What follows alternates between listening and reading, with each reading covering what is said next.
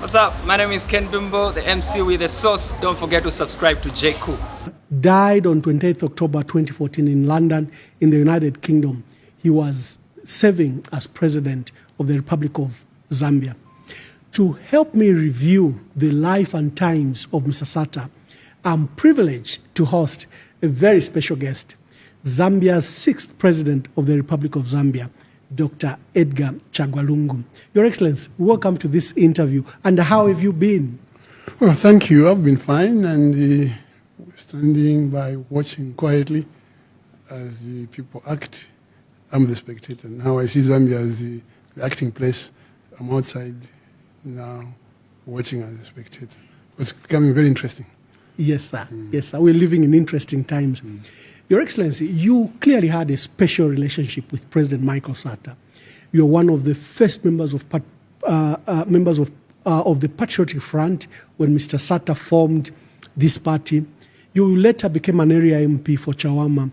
You later rose to be his minister, serving in various portfolios. He also made you to act as president, and eventually you became president of both the Patriotic Front and president of the Republic of Zambia. Let's start from the beginning. How and when did you meet President Michael Sata, at the time probably Michael Chilufya Sata? Yeah, it's very difficult to segment my meeting with President Sata into political, is it social, and probably professional. Because I knew Mr. Sata when I was working for Zambia State Insurance Corporation as a professional.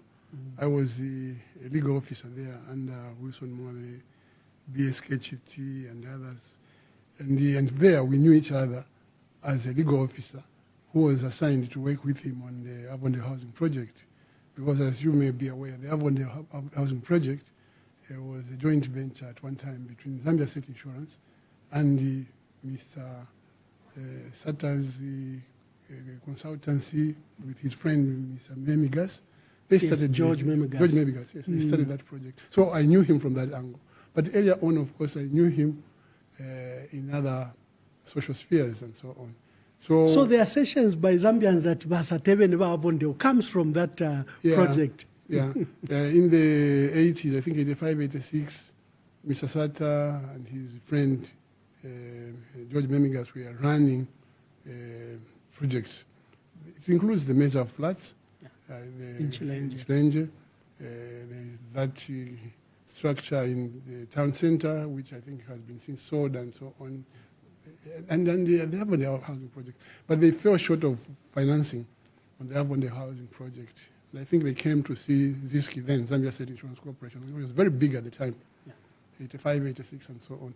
And then they did financial packaging in which Zambia State Insurance had some interest. So they were selling as Zambia State Insurance and the Avonde Housing Project. When there were legal issues, of course, involving court cases, I would go in and so on and handle. And then at that point, my instructing client was Mr. Sata. So we became very close. But of course, I knew him from other activities socially. And he was a very interesting and charming man at the time. I was young. We used to call him Mike. We just knew him as Mike, swashbuckling and all, full of life. Yes. Later in life? Oh, later in life, when the process of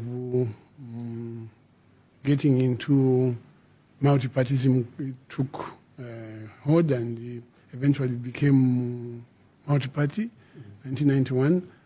And he moved from UNIP as MP for Kawata and became member of the MMD. I was interested in politics. At that time, I was also working. I was working for what was I working for? I was working for the CCM at the time. So we were interested in the political and economic development of the country. And then I knew of friends. One of them, like I said, there was Donald Chanda, who served Dr. Chiluba. You served with him as economic advisor to the president. Yes. He was very close to me when I was working in Zambia State Insurance, the CCM, and all these places. And we used to share a lot of thoughts on the politics and the economics and everything. So when that came, and the MMD was in power, in 1996, there was the first election, multi-party election, after 1991. Yes. And that election I was staying in Chawama. And that is where I think I crossed the Rubicon and became a politician. In 1996? Yes, because at that time, that's when I stood as an independent.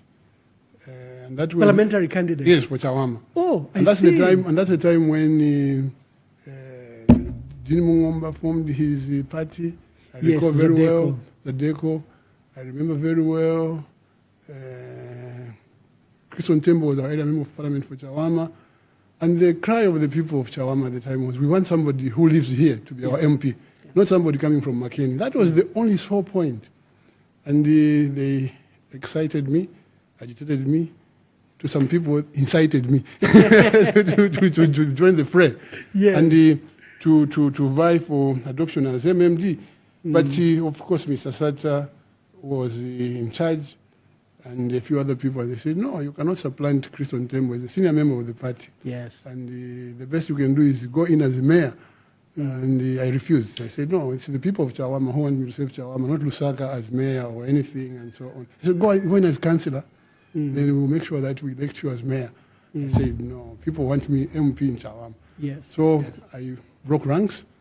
I stood for independent in the elections as an independent candidate. How did you fare? I fared very well. Oh, okay. Very well. Okay. We had a good time with MMD, and of course, we were the only force they could contend with. And the records are there at the Electoral Commission of Zambia. Those who don't know, those who doubt can go and check. Yeah. And I begrudgingly got recognition, of course, from Dr. Guy Scott in one of his books when he talked about me in Chawama and so on. And many people got to know about me then. Yeah. But fast forward, when Mr. Sata himself now formed his party. In 2001. 2001. Of course, he knew who was who in the political zoo. And he settled for me in Chawama. He handpicked me, literally called me. Those days, the mobile phones had just come. So he called me. How he got my number, I'll let you know later. But he got my number, and he called me. He said, he's a lawyer. He said, Epo Muchiri. That was him. I said, Mwise Kufama's house, and so on. Yes. So that's how I joined him. There were very few people around him then. Of course, people claim to have been pioneers. People claim to have invested in the foundation of PF. I know that people like Mumbi, Ambassador Mumbi, was the one who was in Mozambique. He was in UK. Paul Lumbi. Yes, was there. I also know a few people who backed the movement in terms of resources, who may not be comfortable in terms of being mentioned. Yes. But that's how it was started. And when we were going there, I remember one neighbor saying, but that was 2001. Yeah. Says, no, so, yeah, because he had the history, there was a by-election there, which was quite controversial at the time when it was MMD. So the story was that I was good political material for Chawama, but I was on the wrong ticket. I joined the man you were not comfortable with. So we lost in 2001. And of course, prior to that, there was the by-elections, which were caused by the Christian Tembos, the General Meanders, and others. When they were breaking I also participated. Yes, I also participated in that by-election? Yes, in 2000. Yeah, in 2000. 2000, yes. I participated in Kabwata, Chawama. Yes. Yeah. I participated in that one actively. You also stood as an independent? No, I didn't stand as an independent, but I put my weight behind Geoffrey Samkonga. Because by that time I had crossed to I had crossed to UPND. Yeah, you crossed to UPND. In fact, the guy who got me to join UPND was Sagweva Scott. Oh, okay. Sagweva Scott, my dear friend, is the one who engineered me to join UPND because he was the vice president. And we were working together in the League of Fraternity. We were housed in the same building. The match talked about that building near the DMMU. What do you call it? Yes, at the Addis Ababa roundabout. That's where we were housed. So but of course, Sagweva also helped me in 1996 campaigning in Chawama. Okay. So I introduced him to the hustle and bustle of political life. Yeah. So when he joined Vamazoka, he invited me, and I joined Vamazoka. But in 2001, I left 2000. I left UPND because they couldn't adopt me. Yeah. They opted to adopt a Lozi-speaking gentleman. That was my perception. Yeah. And I said, but this party is not for us. I felt left out. But people were also angry because they said, look, you have a track record in Chawama. In Chawama, yes. You did very well in 1996. And we expected them to feature you in UPND. As their parliamentary candidate. And you would have easily won it. A sort of frustration. And I'm saying so, convinced that it was frustration. I left UPND. And at that point, Mr. Sata also was courting members and so on. So in 2000, I did not participate in the election. But I campaigned and made sure that Samkonga won. And Samkonga carried all the support. Supporters, your supporters. Yeah, that's what happened. So now, the following year, we had this election, and I was with Mr. Sata. But on a very, very united note and on a very pleasant family note, the man I stood with who supplanted me in the elections of 2000 in Chawama was Mr. Fred Milinga, the owner of Little Woods Primary School. Yes. He was our chairman in UPND. At the time, yes. I was just an ordinary member. But surprisingly, I was saying this man has been favored because he's from the Western Province. Because the perception was that UPND was primarily a Tonga party supported by the people from the West. Come to think of it, what I'm trying to say is that this Fred Milinga eventually joined us in PF. And I don't know whether he's still a member, but he joined us. But what is of interest to me is that Mr. Fred Milinga's daughter is my daughter-in-law. What a small world. Yeah. So when we look at this and we look at tribe, I said, but look at this, look at this. And so we probably of that generation are different people from the generation which we are creating. And I think the generation which we are creating will create a better Zambia, which will overcome this emerging Zambezia concept of Southern, Western, and Northwestern. Yesterday I saw something which distressed me. Yes, Your Excellency. The recruitment of 3,000 teachers, is it health workers, from Southern, Western, and Northwestern in the Ministry of Health. And there should be no adverts and so on. We are trying to follow it up, and I think our SKSG and others will follow it up, Your Excellency. But this is what we should avoid, because we are one Zambia, one nation. We are in 2001, Your Excellency. You are trying to stand as Member of Parliament for Chawama on this new party. Like Mr. Sata would say, you only had 29 days to campaign. Yeah, we lost miserably. I still have some great nice T-shirt to wear. It was a new party, clearly. Mr. Sata was highly ambitious, but that didn't deter you or Mr. Sata. We see you that in 2006, the party, you've been working for 10 years in Chawama, and it was expected that you were going to be picked. But at the last minute, we saw Mr. Sata abandon some of you candidates. You in Chawama, they featured instead Mama Sampa Brett. We saw Mumbipiri in Mnali. We saw Mama Faustin Nyangwe in Matero. Did that decision frustrate you? How did you feel that after 10 years working, not only for Chawama, but then about 5 years for PF in Chawama, that Mr. Sata appeared to have overlooked you here? It wasn't being overlooked, as some people would like to believe, because I volunteered the seat to the Reverend Sampa Brett.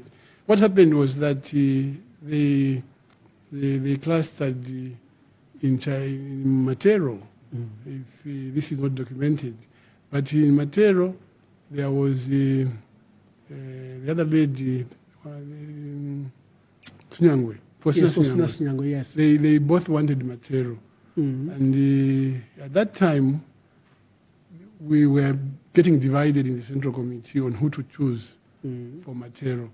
I remember some bread turning out to be niece to Mr. Sampa, Sampa, who at that time had joined us with the other people from PUD. Yes. And the PUDD.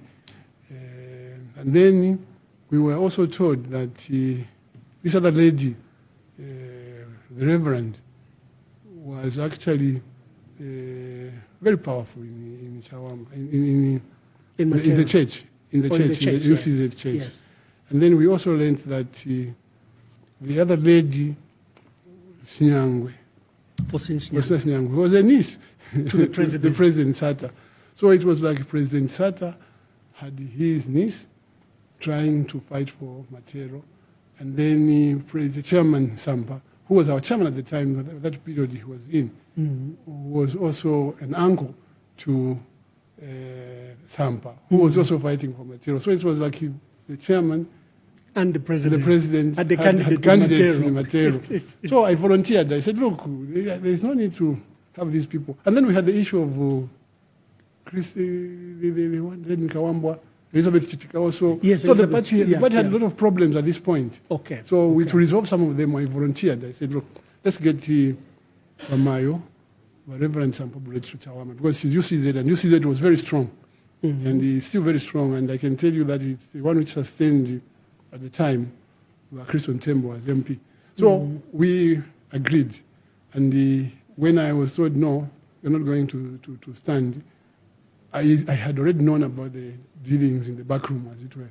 You know, in politics, and you had volunteered. You know, in politics, you have to have a kitchen cabinet. Yes. I know it's a bad concept, but I can tell you that there are people you talk to before the meeting, even use the non-verbal communication, eye contact in meetings to know whether you're going the right course or not, and steer the meeting well. And you can also be able to know that I have the house with me. So I knew that my offer to step down in Chawama was well received by my bosses. And that very moment we began campaigning for Sampa in Chawama. And I was her campaign manager. And that's how she eventually won. Yeah, and she won very well, convincingly, because the people could see me at the front and so on. For her time had come. Much as she did not invest in it. Yes. Yeah. So that's how she became our MP. Yes. And the history, of course, is known that she didn't last as a faithful member of the party because she was enticed by the NCC.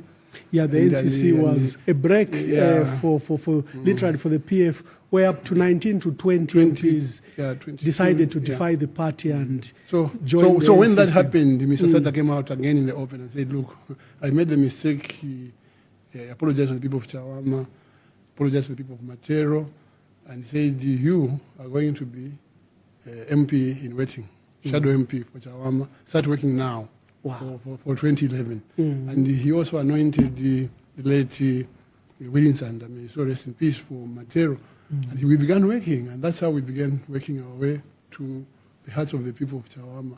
When 2011 came out, was the natural choice. Yeah. So and the people had been ready for a long time.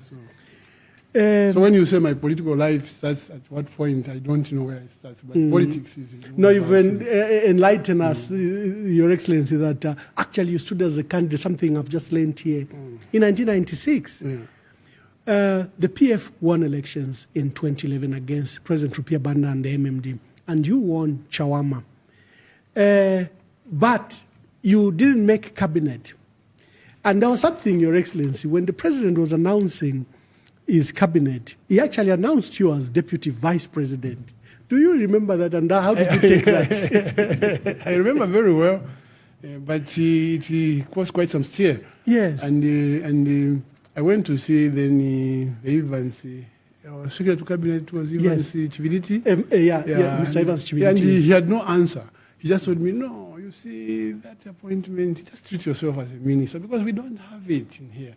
We don't have deputy vice president and so on. For me, it didn't mean much. But for political pundits and the observers, it meant something.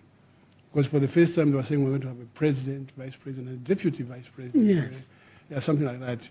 But the reality of it is what is important to me because after that pronouncement, I assumed the seat of minister in the office of the Vice President, Dr. Guy Scott. And I received, this is what is important, this is what people should know.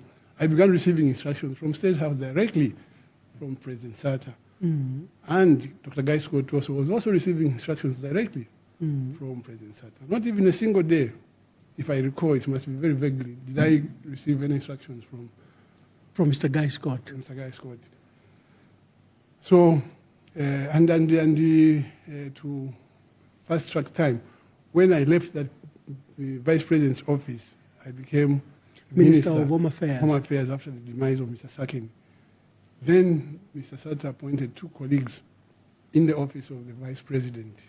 Harikala was one of them, and another person who were now deputy ministers in the office of the Vice President. What they used to do is not what I was doing. But what I was doing is not what they got to be doing. So for me, I had a special role to play because I was like personal minister for the president. Even at that deputy vice president, deputy minister level, because he would send me on task. There was a time when I even called him. I said, "Well, President," I was traveling to Chipata. Yes. I said, I'm going to meet some chiefs there. But Nkanduluo doesn't know. She's the minister in charge of traditional affairs and chiefs. And says, "Oh, you are questioning that." I said, "You are a minister. I have given you responsibility. And that minister, Nkanduluo, is minister. She's in charge of the portfolio. But I can, from time to time, assign people to do what I want to do. So, my politics, so then I realized that the president has a special purpose for me. Yeah. And I just went and... So I was just there. But the goodness is I never abused this trust, this confidence, this belief in me by the president to claim that, well, I'll be the president or I'm special or anything. And that is a lesson to those who want to be, or the wannabes. Yeah. Is just play your role and people will see whether... First, I can tell you another aspect of my growth in politics is when I was not named as a full cabinet minister. Some colleagues, senior colleagues in the party and outside, including the clergymen, came and said, you worked very hard for this party. You're one of us, a member of the Central Committee, a senior member for that matter. But why are you not in cabinet? Yeah. Can we secure a date we talk to Mr. Sata so that he gives you a cabinet portfolio? So I said, no, I think I'm comfortable with what I have. And when I became minister after the demise of Mr. Sakin, they were there saying, you see, we told you, patience pays. The same people, the same people, So I just laughed. I said, yeah, this is it. Success has many fathers. Yeah. Failure is an orphan, and people want to be glorified, even for things they don't deserve. Yeah. So I have learned my lessons along the way. And come to think of it, it's been a journey, and here I am. Yes, Your Excellency. In fact, by 2014, there were factions in the party, one by Honorable GBM and yourself on the other one by Honorable Winter Kavimba.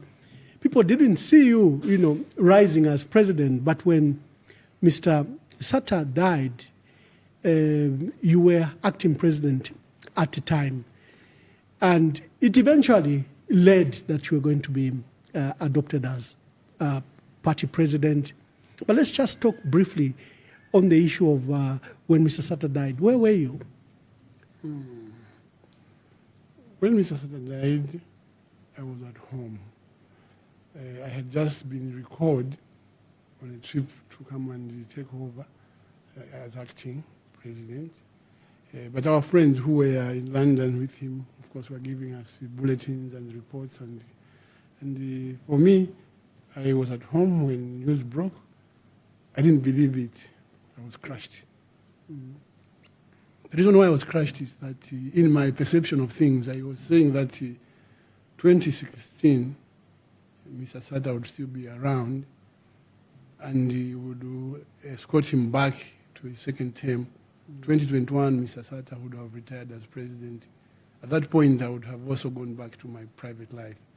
That was me. But we were shattered. We closed our doors. We cried, my family and everyone. Because we were so low. You hoped you would recover during that all the illness. time. all the time. I hoped he would recover.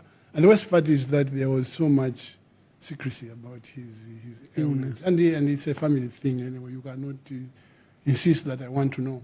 And even as a family, even when I am president or when I was president, I think the family would determine who gets close, who knows what, and so on. And so when he died, we were all hoping that he wouldn't, but he passed on.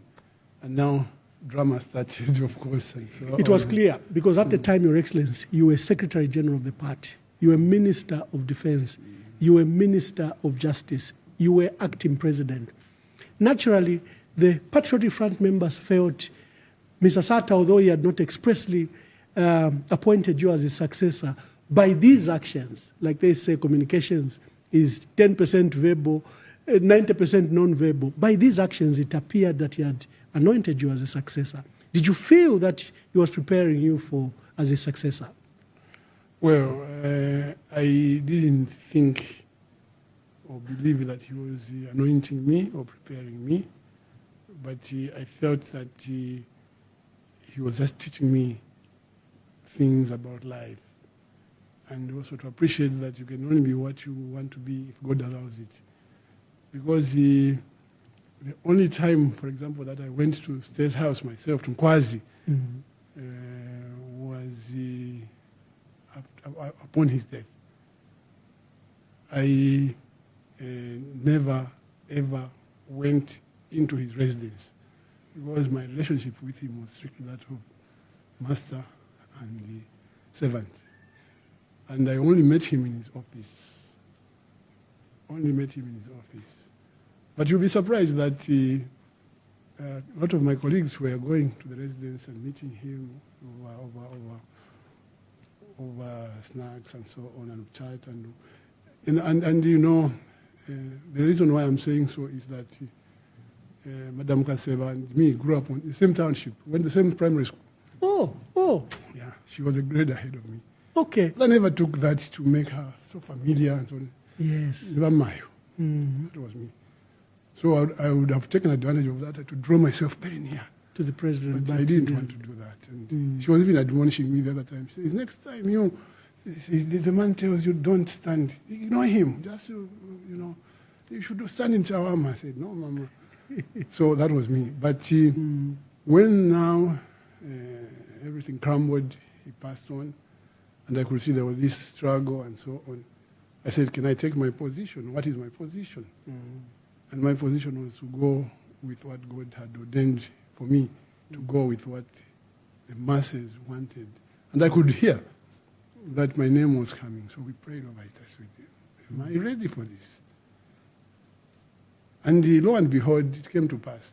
Because people came to pray for me.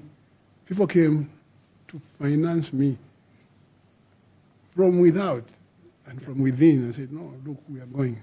So money is not a problem. When people love you, they will organize resources. They will do everything they can for you. When people believe in you, they will follow you. That is a lesson I learned. I was encouraged.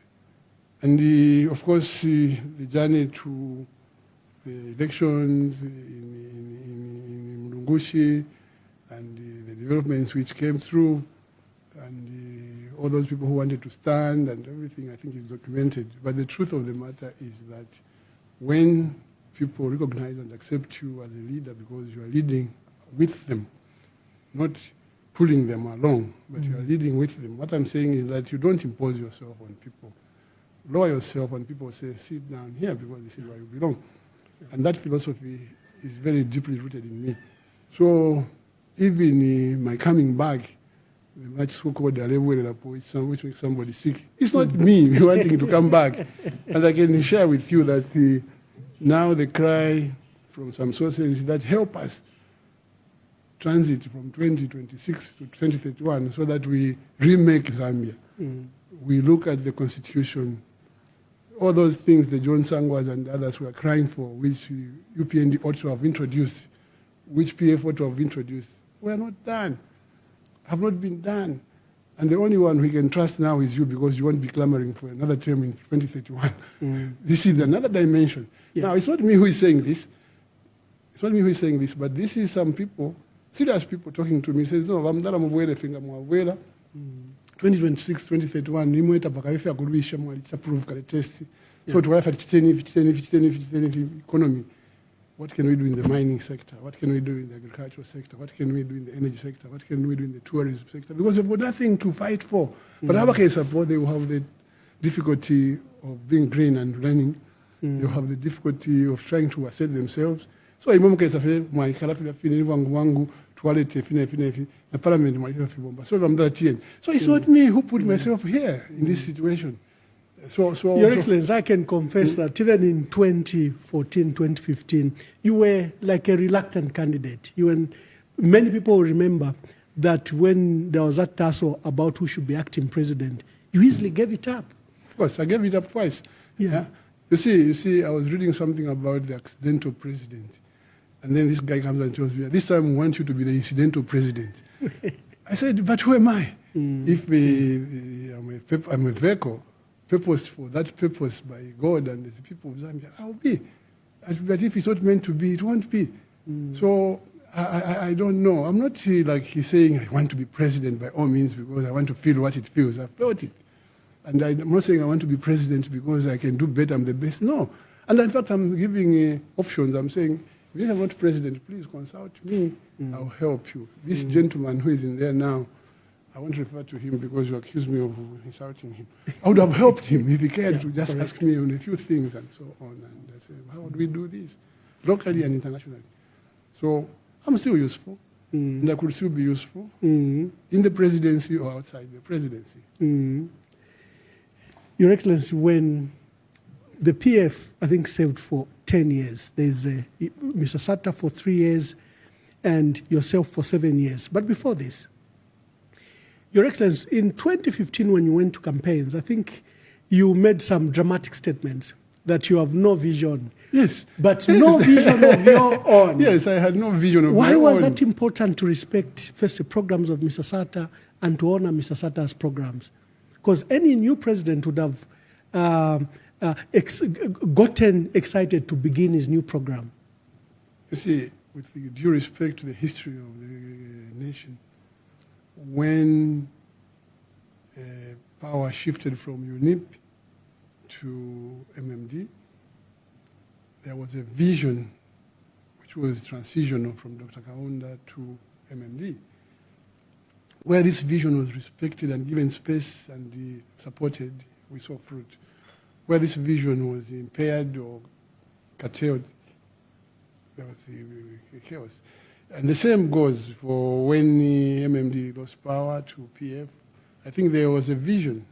And when I talk about vision, I include projects, I include the programs, and include a lot of things. So when I took over, I was not from outside, I was from within PF. And we had a party program, we had a state program on development, manifesto, policy, and the projects. And I think it would be foolish for me to come in that here comes Edgar, I've got my vision, this is what I want to do from now to 2016. It would be like somebody who doesn't know what it takes to provide continuity. The continuity we had required that I subject myself to the vision of the party, the vision which Mr. Sata carried. And even now, it's the vision of Mr. Sata which we carry, which appeals to the Zambian people. You know, one may want to argue to say, no, PF was Michael Sata was PF. Yes, PF was Michael Sata was PF, but because Michael Sata's vision appealed to the people, up to now the name Michael Sata appeals. Yeah. And so if you want to continue with where Edgar Lungu left, you should use the Michael Sata attraction and get a bit of flavor from Lungu and carry forward and see how you can develop the country. You cannot just come and say, look, I'm Ambassador Mwamba. I have come to change your lives. That's why we are here. Somebody came to change our lives 3 years ago, and look at where we are. Left us in a bigger mess. Yeah, we are in a bigger mess, and in 6 years of independence, we have lost 57 years. So, you know, so I think that we did very well in terms of infrastructure, because I carried on with the vision of Mr. Sata, which was the vision of the party, which vision appealed to the larger majority of the Zambian people. And I think that we had a a manifesto which we formulated for ourselves for 2021, going into the future. So as we go, that manifesto should be reactivated. And if these guys who are there meant well, they would have said, let's look at your manifesto. You know, so I think that it's a shame that Zambians don't think learning from one another is good practice. Zambians want a guy who knows it all, but here we are. Already we are regretting, we are saying, no, it was a mistake. We shouldn't have gone for a Mr. Know-it-all. We should have gone for a team player. No, clearly you left a good legacy of 10 years. First, the infrastructure development you've talked about. You built roads, bridges, health centers, clinics, hospitals, schools, colleges, universities, airports, dams, power stations. The vision of Mr. Sata. You've left out toilets. I also did toilets. You also did some toilets. Yes. But the big projects were so big that, you know, you'd let councillors launch the toilets on your behalf. So did you feel betrayed when Zambia voted out the PF, despite this massive work? No, initially, I felt betrayed. I felt this is a lot of ungrateful people. But when I settled down, I realized that these things have also got the hand of God in them. Yeah. You know, where God is, sometimes he wants things to reveal themselves and his might to prevail. Because up to now, many people say, we didn't vote for him. We didn't vote for him. They blame each other. So I can tell you, without mentioning names, that some senior officials in the Electoral Commission of Zambia came to me and said, how did we lose this election? Because we thought we were winning and you were computing and everything, but suddenly we've lost. I said, I don't know. Up to now, I don't know how we lost. But then there was loss of lives also. Yeah. Jackson Kungo, may so rest in peace. Our dear brothers who were killed in Kanyama on the same day of voting, apart from those who are being butchered elsewhere and so on, by UPND. That day, Your Excellency, when the country and the world learned of the death of Mr. Jackson Kungo, your member of Central Committee for Northwestern Province, some called that you should cancel the election. Yes. I don't know if it reached you, but what were your feelings? Yeah, it did reach me. It reached me. A good number of people said, let's cancel the elections. But on reflection, I said we might even end up spilling more blood. Yeah? And I said, let's take it, let's allow it, let's allow the process and so on. There was a strong voice that let's cancel elections.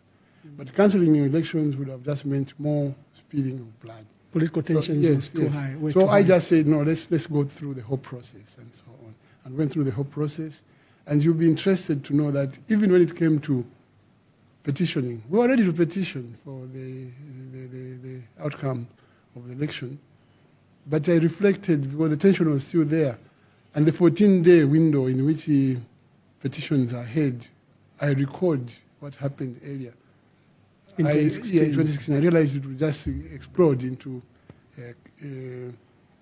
some civil war, because some people have not even documented or realized that there was a lot of blood in parts of southern province targeted at people who do not come from there. Yeah, and it took 3, 4, 5 days. I had to suppress the news because it was deliberate, calculated ethnic cleansing. You speak Bemba, you speak Nyanja, you're the ones who voted for Lungu when they were being silenced and tortured and property burnt and killed. Now, I did appeal at that point to the Chitimukulu, I appealed to Pezeni, I appealed to the Mwata, and I appealed to another chief. I said, please, this is happening, but can you tell your people to calm down? And you please visit this side and talk to your colleagues so that this can stop. I also did appeal to then Bishop Teresfo Mpundu. I said, talk to Akombwa, Dr. Akombwa, the leader of the SDA Church, yes, to stop this killing, which is on ethnic lines.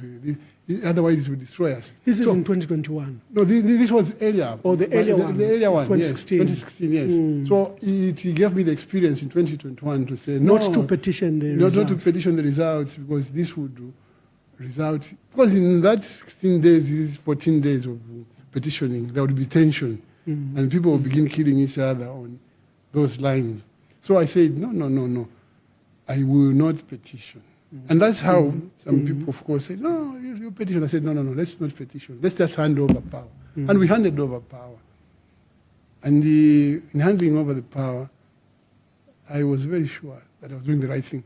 And up to now, I still believe I was doing the right thing, because Zambians have seen for themselves who means well for them, who means well for the Zambian people, both in terms of providing good governance, in terms of providing protection, in terms of obedience to rule of law, in terms of checks and balances, and because I keep saying that the law, which is enforced now, and the rules which are in place now, are the same laws and rules which were in place. But should we depend on the fact that I was well brought up? That's why there was law and order. No, it shouldn't be like that. People should just behave properly, and the law should be able to control. And that's why people are saying, let's get back. You get into State House so that we tighten the screws so that this doesn't happen again, where judges are kicked out of employment like domestic workers and so on. So people are clamoring for my return for obviously what we may call selfish reason, in the sense that they want to correct certain mistakes which they can't correct if we get a novice in there again. You've said something fundamental about the dismissal of the judges, Your Excellency. That hasn't gone very well. The process itself looks murky, and the dismissal of these 3 judges, which has culminated to 7 judicial officers in a period of 3 years. Did you fire any judge at your time, during your time? Well, I can't recall firing, but efforts were there. I recall some complaints coming through, but through the due process, they never saw fruition. But I can say that it's all because of checks and balances. Yeah. And I think that the tenure of security was more during my time than now, because we were reflective. We were also listening to the courts. If the court says, say this, we would say it, and so on. If the court says, look, allow this process to take place so that you fulfill the rule of law, we would follow that. But now what is happening is that everything goes. And the recommendation is a recommendation anyway. Finally, it's you to decide. So I think that the impunity has been escalated by the fact that some laws are loose. They need to be tightened so that from the word go, you can't have what is happening now happen. Yeah. Where the security of tenure for judges is guaranteed. Your Excellency, last year at this time, you, at the memorial of President Michael Sata's 9th memorial service, you announced your return to politics and your return to active politics. And it came at great sacrifice because you had to give up your pensions and benefits. Why were you motivated to make that fundamental decision? See, a year ago today, we had the PF rattled. I think a year ago, last Independence Day, 24th to be specific, PF was shaken, and up to now it hasn't recovered because of manipulation. And manipulation is, to put it simple, imingalato from the head of state and his ruling party. It's documented. He has gone into PF, caused the dissension, problems for us, and up to now we haven't found our feet properly.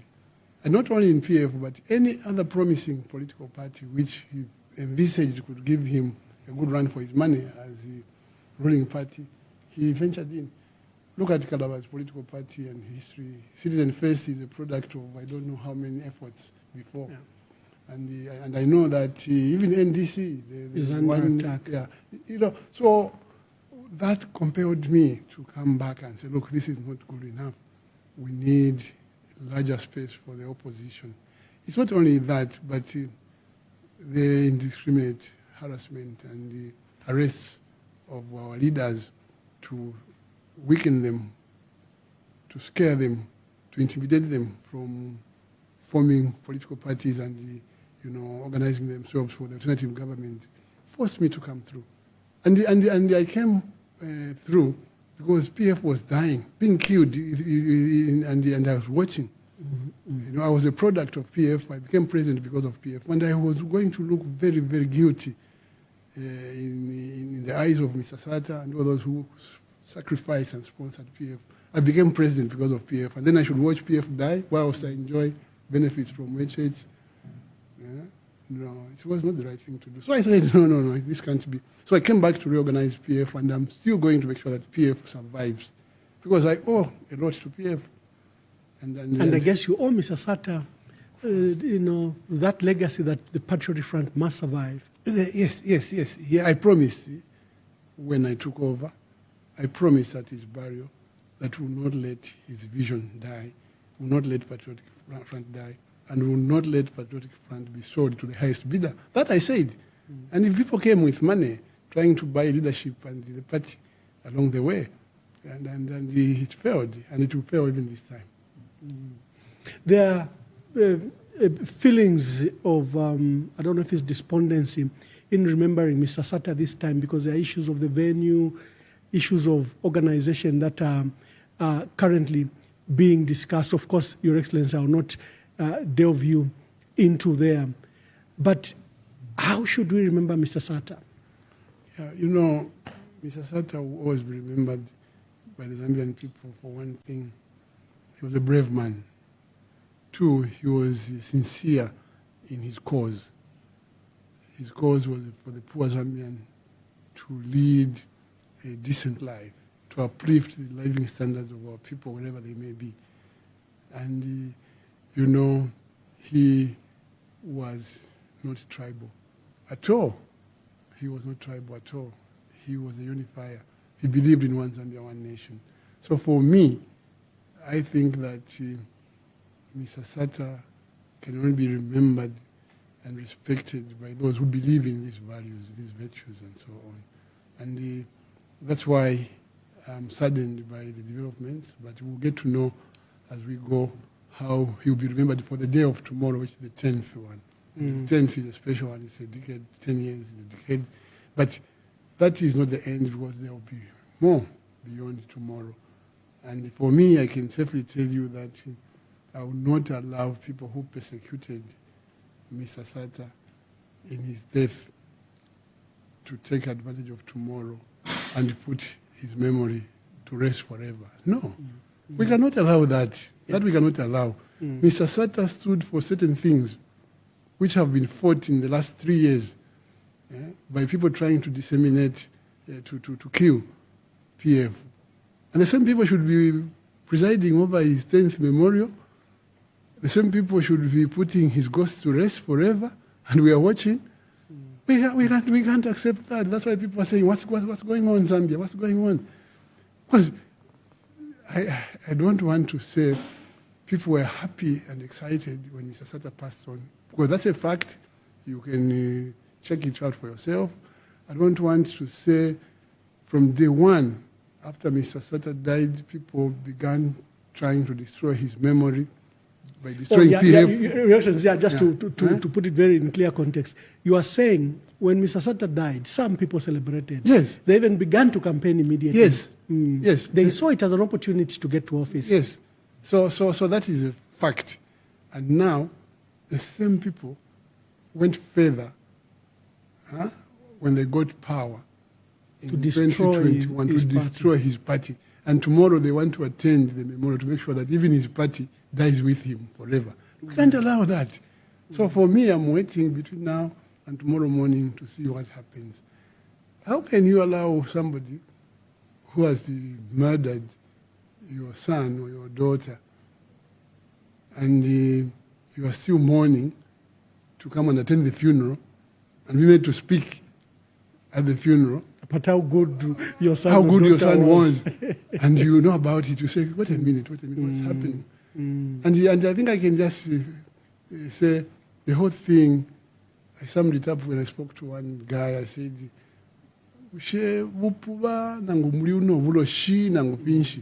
because how can you, Ambassador, a Catholic, be remembered in a Jehovah's Witness hall?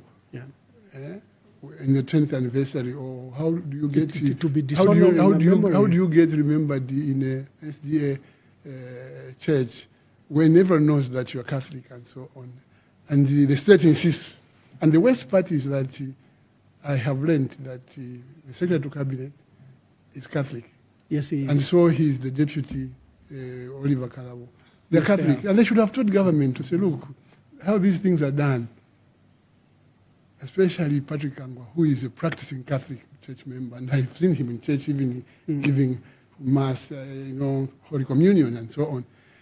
He should have said, wait a minute, we want to participate in this program. That's good. So let us engage the church to which the late President Sata belonged, and then we participate in there. Any insistence that we hold it in a mosque or in any other church building would have been frowned upon to say, no, sir, Mr. President, we can't do that. Because now I'm getting feedback, say, I don't know much about these things. Someone says, no, there's Satanism and so on.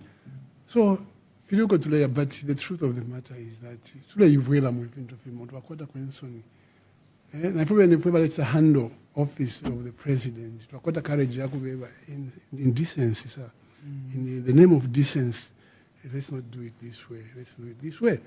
What I thought they would do is to go to the Catholic Church where the man is.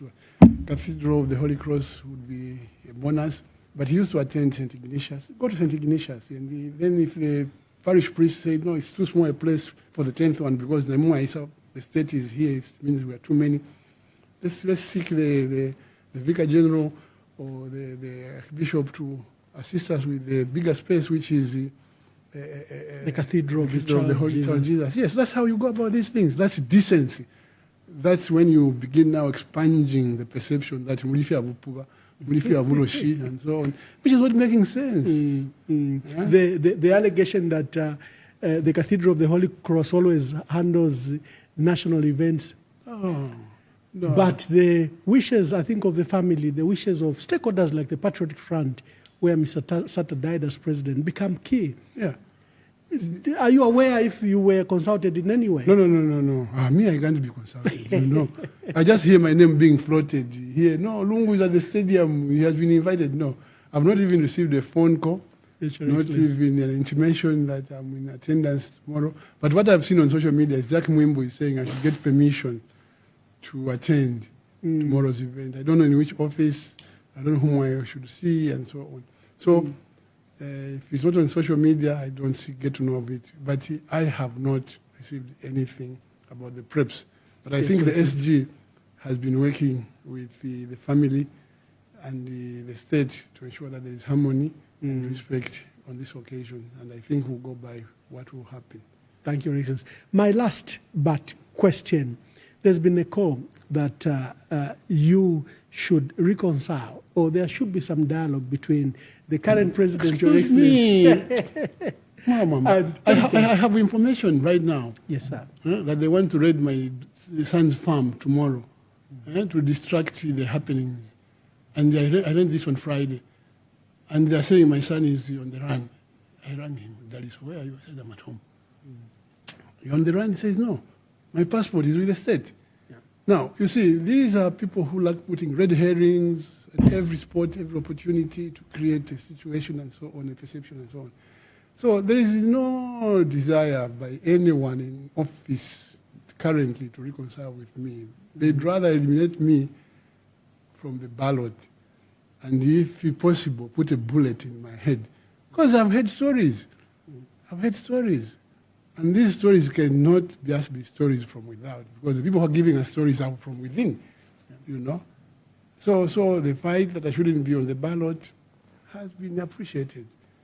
The fight that probably I'll get a bullet is being investigated.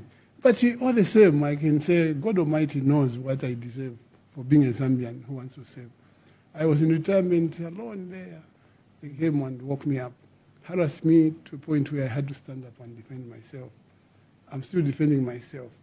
And I have to defend my family. Yes, I'm not saying that I should not defend my family and it's wrong for me to defend them. I'm defending my family, but my biggest family, the family of the Zambian people who are suffering, whom we promised a lot of things which we haven't done, and whom we persecute for insisting that, please, give us what you promised us.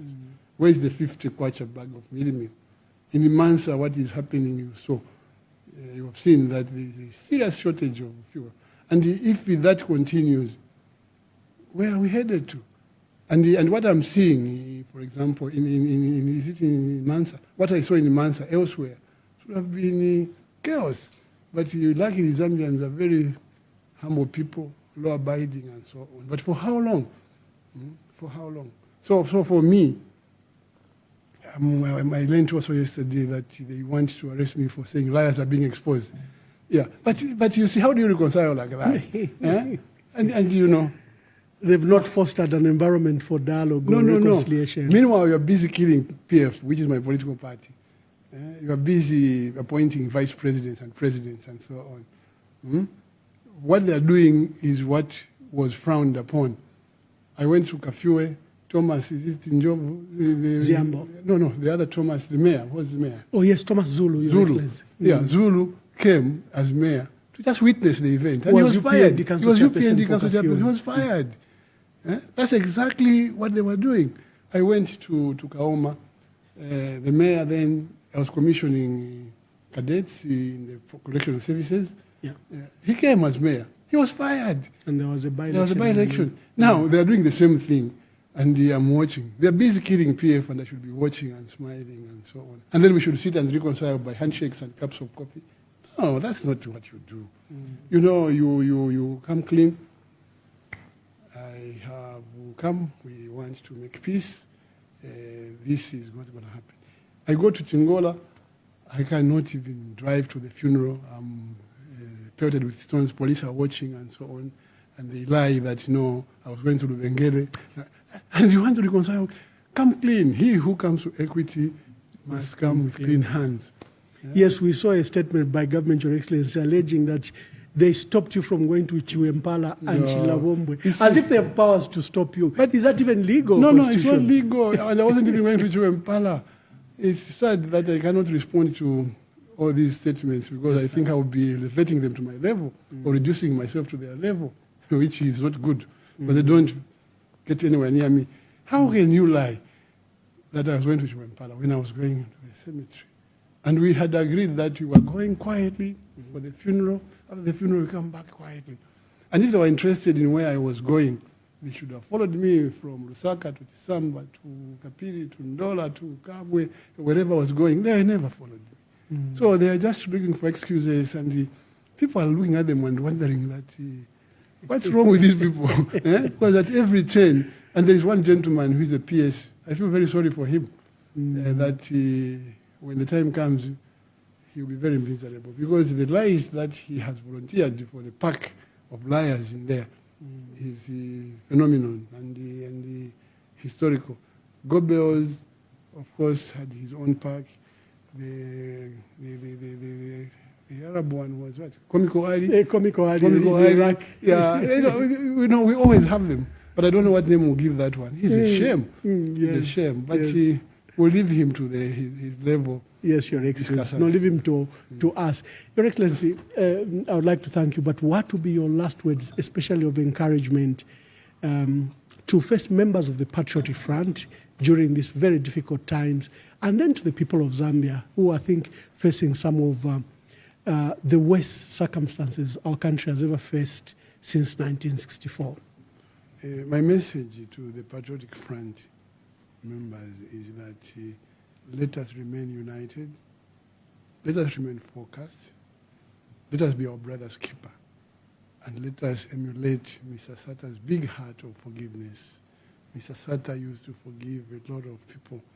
His history is not complete if you don't mention the fact that he was able to accommodate everyone, including those who were so angry, so bitter. Some of them insulted him, some of them physically assaulted him, but he forgave them. And that's how he built the special purpose vehicle called PF, which has served the Zambian well and which people want to continue. So if we're going to continue, let's use Mr. Sata as a role model. Let's talk to each other. Let's unite. And most importantly, the special purpose vehicle called PF is people's hope. The majority of the Zambian people think that if PF came in, again, it has learned its lessons, it has the experience, and it has the heart to see them into the next better situation they are aspiring for. So tomorrow, let us wait for guidance from the SG on how we'll proceed, because I understand talks are still going on between the family with regards on whether we're going to have an alternative memorial church service or not. But personally, I want to appeal to everybody that let's be calm, because we have already lost 4 years now. This is the 4th year of the UPND government, mind you. And very soon we'll be voting in 2026. And Zambians will not hesitate to show them the exit.